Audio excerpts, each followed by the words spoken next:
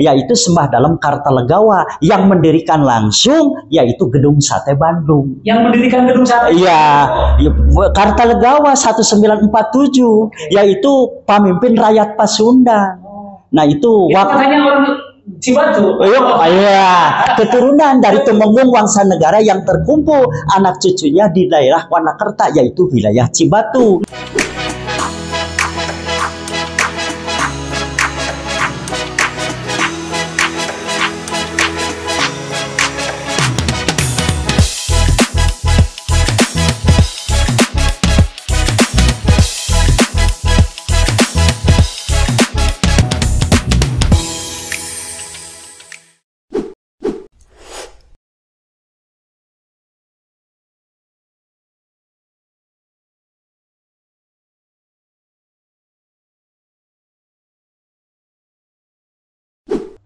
Assalamualaikum warahmatullahi wabarakatuh. Sahabat, bertemu lagi bersama saya Dedang Sugiarto di Jejak Cibatu edisi podcast.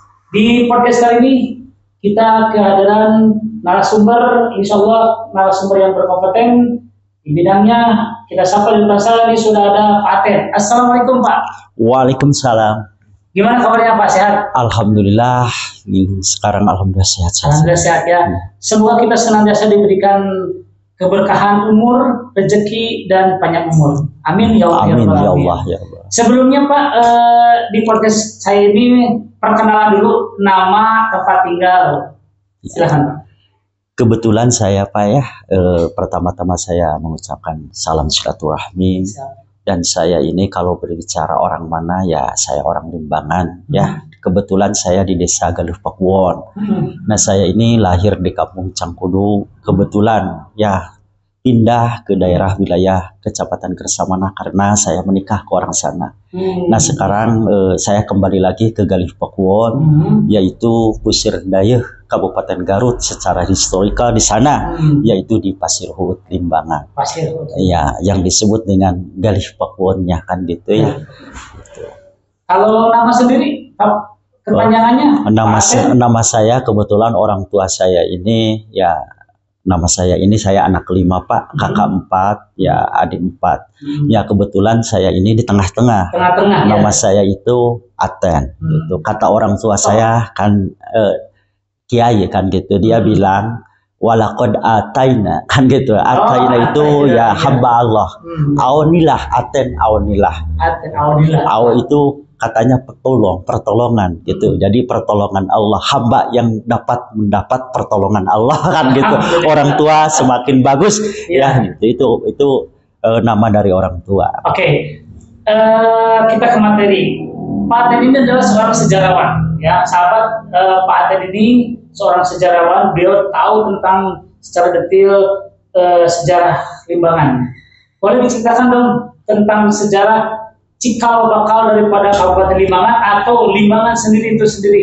Silakan Pak. Insya Allah Pak, karena secara historikal ya saya juga banyak kekurangan dan kelebihannya, tapi saya ini kenapa tahu sedikit tentang Kalimanganan atau sejarah Limbangan, karena saya dapat referensi-referensi atau narasumber dari para alim ulama, dari kalangan para tokoh pemerintah dan kalangan masyarakat, yaitu ada versi ulama, ya, terus versi daripada pemerintah dan versi masyarakat atau rakyat.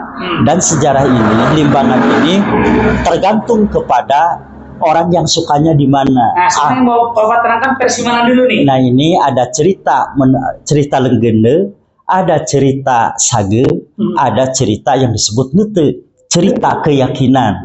Ya, dongeng asal usul keyakinan. Maka keyakinan ini sangat dominan ya di masyarakat sosial untuk tahu apakah Limbangan ini secara historikalnya dari mana asalnya.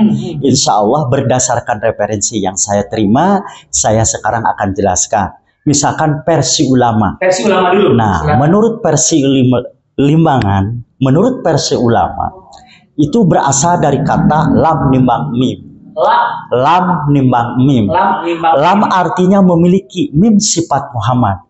Barang siapa memiliki sifat Muhammad, akhirnya itu akan ketemu dengan huruf ba. Artinya bahagia, berkah, kan itu barokah. Itulah. Terus kalau sudah bahagia, udah benghar kata orang Sunda, udah bahagia akan ketemu dengan huruf A, yaitu ain kata orang Sunda, ngarasakeun. Nah, orang-orang Limbangan, para ulama Limbangan dulu, ini tapak taklid kepada Al-Quranil Karim. Karena Al-Quran ini banyak huruf yang diakhiri dengan na atau huruf nun. Artinya nikmat dunia akhirat. Jadi Limbangan itu lam limang mim, barang siapa memiliki sifat Muhammad, kesananya akan bagja bahagia, merasakan nikmat dunia akhirat. Itu adalah. Nah, kita mengacu kepada asbabun nuzul dan mencari dari fatwa Al-Imam Al-Ghazali selaku Hujatul Islam, ulama sistematis dan komprehensif. Beliau berkata bahwa dalam 6.666 ayat, 114 surat 30 juz, Al-Quranul Karim yang diturunkan 22 tahun, 22 bulan, dan 22 hari itu, bahwa sumpuk palaknya Al-Quranul Karim ini terdapat di dalam huruf alif lam mim. Alif lam mim. Alif lam mim. Ya, karena alif lam mim itu menurut teori Al-Ghazali itu adalah kalimat muhkamat, kalimat mutasabih, kalimat yang tidak bisa diartikan, yaitu karena kalimat harap. Orang-orang ilmu ahli nahwu mengatakan wal harfu ma la yasluhu ma'hu dalilul ismi wala dalilul fi'li. Jadi kalimat harap ini, alif lam mim itu tidak bisa diartikan. Tidak bisa diartikan. Tidak bisa, seperti kalimat Yasin. Yasin, hanya Allah lah yang tahu. Hanya Allah yang tahu. Ya, tapi orang-orang Sunda ini tapakaru fi khalqillah wala tapakaru fi dzatilah. Di tapakuran itu bisa, kata ulama. Jadi alif lam mim itu kalau kita patah, jadi artinya Allah. Kalau kita kasroh artinya ilmu. Kalau kita domah itu alif lam mim itu A-nya itu jadi alif lam. Jadi arti A itu alam. Iya. Jadi kasrohnya ilmu. Gitu. Jadi kasrohnya itu ilmu. Iya, kasrohnya itu. Jadi alif lam mim itu berawal dari kalau dipatah jadi Allah, kalau dikasih jadi ilmu, kalau didomah jadi alam. Jadi gitu. Jadi disitulah alif lam mim itu pengertiannya. Jadi Al-Ghazali mengatakan sumbu palak dalam Al-Quran itu terdapat di dalam surat Ali Imran yang diawali dengan huruf alif lam mim. Nah, kalimat harap di dalam Al-Quran itu menurut versi ulama ada 29 harap yang diawali dengan alif lam mim, katanya di surat Al-Baqarah.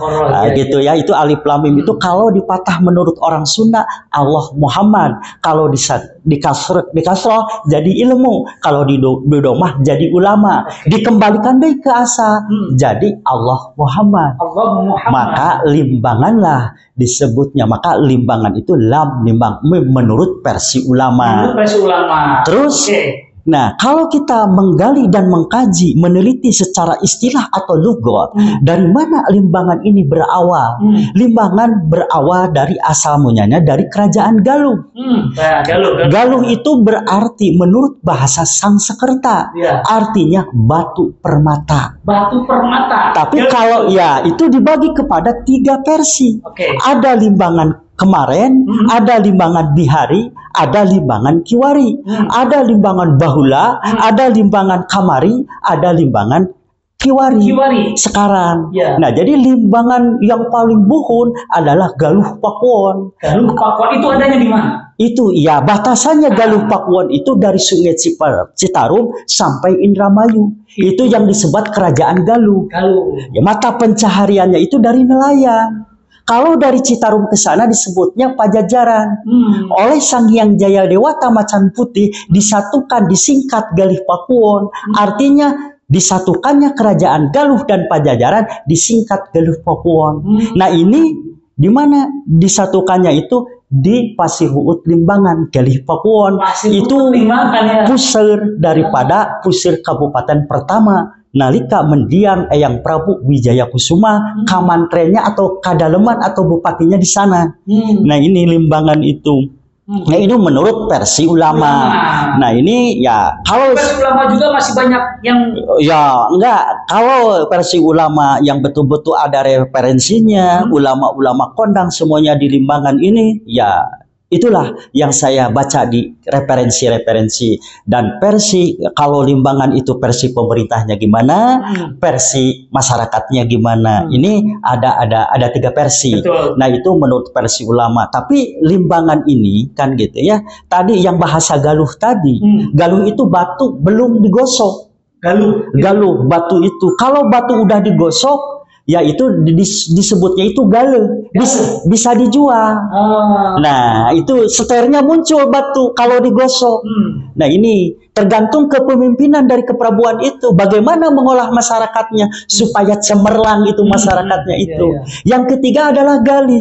Batu itu udah kelihatan seternya, makanya gitu. Sekarang Garut kan kota Intan, ya itu dari Galuh tadi. Itu berasal dari tadi ya? Ya, dari tadi. Nah, setelah Galuh, Galih, dan Galih, dijadikanlah Limbangan oleh para alim ulama karena Limbangan ini pindah ke Garut. Betul. Nah, siapakah ini Limbangan? Kan Siapa gitu. Limbangan ini? Nah, siapa pendiri Limbangan? Ya, itu pendiri Limbangan itu yaitu keturunan dari putra Eyang Prabu Wijaya Kusuma, yaitu dari Tumenggung Wangsanegara. Nah, Tumenggung Wangsanegara ini punya keturunan yang memindahkan atas dasar pemerintahan Lapos dan Daindalas yang disebut dengan zaman itu disebut zaman Abdeling. Nah, di situ ada 2 kekuasaan karena Demak Bintaro Mataram menguasai Cirebon. Nah, disitulah Jawa Barat itu kekosongan diakuilah oleh Cirebon. Maka karena Cirebon itu adalah kekuasaan Mataram. Betul. Maka disuruhlah para budayawan dan para tokoh-tokoh untuk mencari sebuah sejarah di Kabupaten Garut ini. Nah, buku referensinya dibawa ke Cirebon. Dibawa ke Cirebon? Atas dasar orang Belanda. Oke. Kan dibawa ke Cirebon sama siapa itu? Kekuasaan Belanda. Karena Belanda itu semuanya tahu bahwa awal raja diraja yaitu secara de facto dan de jure adalah Limbangan semula dari kerajaan Kendan. Ini adalah dulu story, rasanya enak dan tidak dijamin kegedean. Nah, di zaman Salaknegara, secara ilmu pengetahuan itu di zaman para dewa. Salaknegara? Zaman para dewa, kekuasaannya itu belum bisa nyampe secara aturan hukum. Jadi hukumnya itu absolut. Siapa yang kuat, siapa yang dapat. Nah, itu hukumnya hukum rimba. Hukum rimba. Tapi kerajaan itu berawal dari mana? Secara de facto dan de jure dari Limbangan, yaitu bermula dari kerajaan Kendan, keturunan dari Salaknegara, dari Jaya Singadewa Warman. Nah, itu keturunan keempat. Keturunan keempat dari Jaya Singadewa Warman, gitu ya. Itu berarti itu Limbangan itu dari yang pertama kali memunculkan Limbangan itu dari kerajaan Kendan, Resi Prabu Manikmaya dan Raden Nimas Tirta Kencana. Nah, kemudian untuk wilayah Limbangan itu sendiri yang kita tahu nih. Karena diperkecil, kalau Limbangan itu seluruhnya secara de facto dan jure kekuasaan Limbangan itu ya Jawa Barat. Jawa Barat itu. Meliputi mana saja? Meliputi ya batasannya kalau diperkecil. Zaman mendiang Prabu Wijaya Kusuma itu adalah semua kota administrasi. Jadi semua kerajaan-kerajaan bawahan dari Macan Putih Eyang Prabu Siliwangi pada waktu itu seperti Galuh, Ciamis, seperti Sangkapura, Ngadaung, Ngora, Galunggung, Manying, Tumenggung itu daerah Tasik, daerah Sumedang semua upeti. Sebelum ke pendopo Eyang Prabu Siliwangi itu upetinya disimpan dulu di mendiang Eyang Prabu Wijaya Kusuma sebagai kota administratif. Oh, sebagai kota administratif. Iya, sebagai bendaharanya uang terkumpul pajak-pajak itu di sana. Maka ada orang mengatakan Allahumma jibeng pajak, itu pajak kerajaan Sunda. Oh, pajak. Iya, maka Limbangan itu sebagai kota penimbang, kota administrasi pajak. Nah, di itu Limbangan disebutlah oleh para tokoh cendikiawan bahwa Limbangan itu berawal dari patok 7 Linggaratu Gerbang Biru Kerengadula yang kencana karumpul Ratu Nutuju. Maksudnya Limbangan itu mendiang zaman abad ke-14 mendiang Eyang Prabu Wijaya Kusuma pada waktu itu. Kalau di luar negeri di sana itu lagi perang salib. Perang 7 tahun itu pada waktu itu, pada abad ke-14 pada waktu itu. Di sini udah berdiri, yaitu waktu mendiang Prabu Wijaya Kusuma yang mempunyai raja-raja kecil. Ya. Di Kabupaten Garut itu ada 7 keprabuan. 7 keprabuan. 7 keprabuan. Mana saja nih? Ya, yang paling pokok adalah keprabuan yaitu Limbangan, yaitu Eyang Prabu Wijaya Kusuma. Terus diteruskan ke anak yang pertama yaitu Prabu Wangsanegara atau dalam Tumenggung Wangsanegara di Wanakerta wilayah Cibatu. Yang sekarang itu zaman dulu ini zaman Belanda dijadikan distrik kewadanaan. Nah, itu daerah Cibatu. Itu Tumenggung Wangsanegara. Terus keprabuan Wanakerta itu Cibatu, kedua Tarogong di sana Timbanganten. Keprabuan Timbanganten. Ya sekarang di sana ada Gunung Timbanganten ya. Ya, di wilayah Tarogong. Terus Mangkubumi. Yang ada dari Lewigong ke sana ya, yang terus lagi keprabuan Wanaraja, terus keprabuan Singajaya, terus keprabuan Kandang Wesi, Patok 7 Linggaratu, Kerengadu, Lalian Kencana, Karumpunut yang 7. Nah dipindahkan ke Prabuan 7 itu atas berkat Sembah Dalem Kartalegawa. Nah ini 1947 dipindahkan, yaitu ke Kandagalante, Cicadas, Bandung. Dijadikanlah kota tertua di nasional ini, yang di Jawa Barat itu yaitu Cicadas, Bandung. Cicadas, Bandung. Iya, karena pusat kantor keprabuan itu di Kandaga. Dari itu dirubah lagi oleh Mendiang Kartalegawa. Berarti Kandaga itu sudah ada zaman dahulu ya, berarti nama Kandaga. Ya, itu 1947. Oleh pemimpin rakyat Pasundan, yaitu Sembah Dalem Kartalegawa yang mendirikan langsung yaitu Gedung Sate Bandung. Yang mendirikan Gedung Sate. Iya, Kartalegawa 1947, yaitu pemimpin rakyat Pasundan.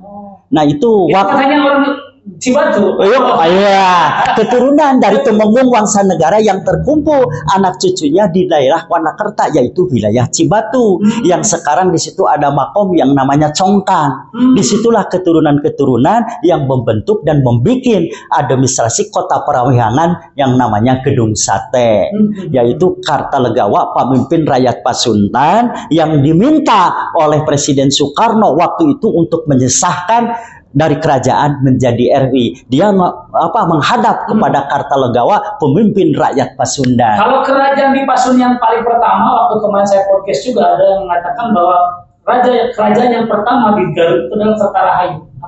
Jadi Kartarahayu itu gak popularitas. Popularitas itu ajaran Purbatiti Purbajati mengenai ilmu karahayuan, ilmu keramaan keresian, dan yang disebut ilmu keramaan keresian keratuan, ilmu kepemimpinan, ilmu keyakinan, dan ilmu kemasyarakat. Namanya Kartarahayu. Kerajaannya adalah Kendan. Kerajaannya Kendan. Jadi adanya yang dipakai oleh lambang pemerintah yaitu Gemah Ripahloh Jinawi Tata Tentang Kertarahaja dari kerajaan Kendan. Jadi bukan dari kerajaan Kartarahayu. Iya, itu namanya Kartarahayu karena ajarannya itu, tapi kerajaannya Kendan. Itu yang berpusat di mana? Yang berpusat itu sekitar sekarang di Gunung Batara Guru, sekitar Porongol lah sekarang. Itu ada Gunung Sangiang. Itu bekas kerajaan Kendan. Kerajaan Kendan itu berdiri tahun 8 Masehi. 8 Masehi itu kerajaan Kendan. Dari kerajaan Kendan itu lahirlah Resi Kandiawan yang mendirikan kerajaan Galuh di sekitar daerah Panjalu Gunung Sawal. Nah, disitulah Resi Kandiawan mempunyai keturunan, gitu, yang punya putra namanya Aji Guna. Nah, Aji Guna itu mendirikan kerajaan Galuh. Yang Aji Guna yaitu berdiri 614 tahun Yosta, tahun Saka Sunda. Nah, Saka Sunda dari Aji Guna ini menyebar kerajaan-kerajaan timur. Karena dari Aji Guna itu mempunyai 3 orang anak. Yang pertama Raden Jantaka, yang kedua Raden Semplak Wajah dari Galunggung, Raden Jantaka ke Sancang sekarang, Raden Mandi Minyak yang mendirikan kerajaan Singosari. Ke Jawa. Iya, dari Singosari menjadi Kediri ke sana Mataram, itu semua kerajaan timur itu berawal dari kerajaan Kendan. Dari kerajaan Kendan. Nah, secara de facto dan de jure Pajajaran ini raja terakhirnya yaitu Garut, yaitu Limbangan. Yaitu di Limbangan, yaitu 1572 Pajajaran berakhir, mendiang Eyang Prabu Wijaya Kusuma. Itu secara de facto dan de jure itu kerajaan Pajajaran terakhir. Kalau dulu di zaman Salakanegara, bahwa Sunda itu sangat luar biasa. Kalau Salakanegara dan Tarumanegara, ya, itu berbeda jauh atau sama? Iya, itu Salakanegara itu gabungan kerajaan-kerajaan, kata konon menurut versi bahwa kerajaan itu di dunia itu, kerajaan Salakanegara itu mencapai 10.000 kerajaan, menguasai Ibu Pertiwi. Namanya juga bukan Ibu Pertiwi yang disebutnya, yaitu Barunadipa. Barunadipa. Setelah Barunadipa, dunia ini diganti dengan yang disebut dengan Sundantara. Diperkecil lagi, dari Nusantara menjadi Nusantara. Nah, sinonim dari bahasa Barunadipa adalah Ibu Pertiwi. Jadi yang menguasai alam ini adalah negeri kita. Nah, lahirlah orang-orang cendekia, orang-orang yang secara keyakinan menyebarkan salah dan benar itu di negeri Timur Tengah. Di negeri Timur itu banyak ustadz-ustadz lah kalau sekarang. Kalau menurut saya ini banyak, lahirlah nabi-nabi di Timur Tengah. Seperti di Mekah, Madinah, dan Palestina. Kebanyakan para khalifah itu di Palestina. Kurang lebih ada 17 para nabi dan rasul. 8 dari Mekah. Jadi 25. Kekuasaan wilayah itu Prabu kekuasaan wilayahnya. Kalau kita apalah kutukilun, apalah tuksirun, menggali dan mengkaji sebagai peta teritorial daripada luas wilayah bangsa kita itu sangat luar biasa. Berarti kalau saya sedikit menyimpang nih, apa yang dikatakan dengan Sunda Empire itu seperti apa? Kalau Sunda Empire itu adalah sugestinya orang-orang keturunan ini para sultan, ada keadipatian, ada kedalaman ya, ada yang disebut kesultanan. Jadi mau memunculkan kembali dari sifat karakter cinta kepada leluhurnya itu, ya tanah airnya itu mau memunculkan seolah-olah gitu. Kalau Sunda Empire muncul kelompok-kelompok dari dinasti prasasti. Jadi padahal Soekarno udah mengumpulkan itu para dinasti prasasti itu menjadi 64 kesultanan. 64 kesultanan ya. Pada saat Pak Soekarno itu. Pak Soekarno itu udah dikumpulkan, maka beliau sangat cerdas, sangat kuasa, bisa mempersukan para raja untuk dijadikan dinasti prasasti menjadi RI. Kan gitu. Kita balik lagi ke masalah limbangan berdasarkan versi tadi ulama ya. Berarti dari versi ulama itu limbangan itu berasal dari kata lam mim. Begitu mengacu dan taklid kepada huruf alif lam mim tadi. Jadi alif lam mim itu kalau bahasa Sunda jadi A-nya Allah, mim-nya Muhammad gitu. Jadi kembali kepada Allah dan Muhammad, dikembalikan kepada sumbu palaknya yaitu alam.